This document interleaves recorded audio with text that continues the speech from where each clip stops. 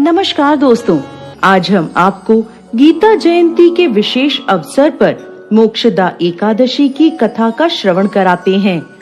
एक समय की बात है जब भगवान श्री कृष्ण से युधिष्ठिर महाराज ने पूछा, हे मधुसूदन, मार्गशीर्ष मास के शुक्ल पक्ष में कौन सी एकादशी आती है और इसका क्या महत्व है? यह सुन भगवान श्री कृष्ण बोले, हे राजन, मार्गशीर्ष मास के शुक्ल पक्ष में आने वाली परम कल्याणकारी एकादशी को मोक्षदा एकादशी कहते हैं। इस दिन भगवान दामोदर के विग्रह की तुलसी पत्र से पूजा की जानी चाहिए। अब मैं आपको पुराणों में वर्णित मोक्षदा एकादशी की कथा सुनाता हूँ, जिसका श्रवण मात्र करने से व्यक्ति को अश्वमेघ यज्ञ का फल प्राप्त होता है और इस पुण्य फल से किसी भी व्यक्ति के माता पिता या अन्य कोई भी पितृ यदि नरक में है तो उसकी भी मुक्ति हो जाती है। ध्यान पूर्वक अब आप ये कथा सुने। प्राचीन काल में चंपक नगर नाम का एक अत्यंत सुंदर नगर था। यह संपूर्ण सुख और समृद्धि से संपन्न था। यहाँ वैखानस नाम का राजा राज्य करता था। उसके राज्य में चारों वेदों के ज्ञाता ब्राह्मण रहते थे। यह राजा अपनी प्रजा का पुत्रवत पालन करता था। एक बार रात्रि में राजा ने एक स्वप्न देखा कि उसके पिता नरक में हैं। उसे बड़ा आश्चर्य हुआ। प्रातः काल वो विद्वान ब्राह्मणों के पास गया और अपना स्वप्न सुनाने लगा और बोला, हे ब्राह्मण, मैंने अपने पिता को नरक में कष्ट उठाते देखा है। उन्होंने मुझसे कहा कि हे पुत्र, मैं नरक में पड़ा हूँ, यहाँ से तुम मुझे मुक्त कराओ। जब से मैंने यह वचन सुने हैं तब से मैं बहुत बेचैन हूँ। चित्त में बड़ी अशांति हो रही है। मुझे इस राज्य, धन, पुत्र, स्त्री, हाथी, घोड़े आदि में कुछ भी सुख प्राप्त नहीं हो रहा। मैं क्या करूँ? हे ब्राह्मण देवताओं, इस दुख के कारण मेरा सारा शरीर जल रहा है। अब आप कृपा करके कोई तप, दान, व्रत आदि ऐसा उपाय बताइए जिससे मेरे पिता को मुक्ति मिल जाए। ऐसे पुत्र का जीवन व्यर्थ है जो अपने माता पिता का उद्धार ना करा सके। एक उत्तम पुत्र जो अपने माता पिता तथा पूर्वजों का उद्धार कराता है, वो 1000 मूर्ख पुत्रों से अच्छा है। जैसे एक चंद्रमा सारे जगत में प्रकाश कर देता है, परंतु हजारों तारे नहीं कर सकते। राजा की यह बात सुनकर ब्राह्मण बोले, हे राजन, यहाँ पास ही भूत, भविष्य और वर्तमान के ज्ञाता पर्वत ऋषि का आश्रम है।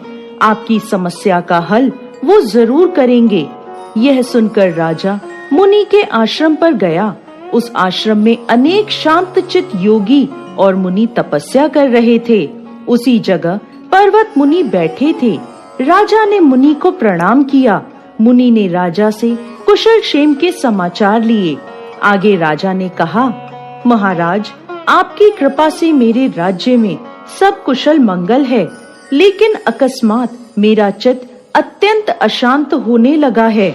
ऐसा सुनकर पर्वत मुनि ने आंखें बंद की और भूत विचरने लगे। फिर वह बोले, हे राजन, मैंने योग के बल से तुम्हारे पिता के कुकर्मों को जान लिया है। उन्होंने अपने पूर्व जन्म में कामातुर होकर अपनी पत्नी को ऋतुदान नहीं दिया। उसी पाप कर्म के कारण तुम्हारे पिता नरक में पड़े हैं। तब राजा ने कहा, ऋषिवर, इसका कोई उपाय बताइए। मुनि बोले, हे राजन, आप मार्गशीर्ष मास की एकादशी का उपवास करें और इस उपवास के पुण्य को अपने पिता को समर्पित कर दें, जिसके प्रभाव से आपके पिता की अवश्य ही नरक से मुक्ति होगी। मुनि के यह वचन सुनकर राजा महल में आया और मुनि के कहे अनुसार कुटुंब सहित मोक्षदा एकादशी का व्रत किया।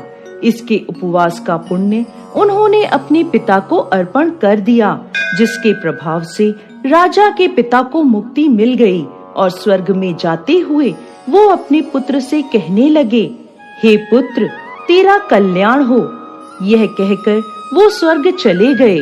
मार्गशीर्ष मास के शुक्ल पक्ष की मोक्षदा एकादशी का जो व्रत करते हैं, उनके समस्त पाप नष्ट हो जाते हैं। इस कथा को पढ़ने यह सुनने से वाजपेयी यज्ञ का फल मिलता है।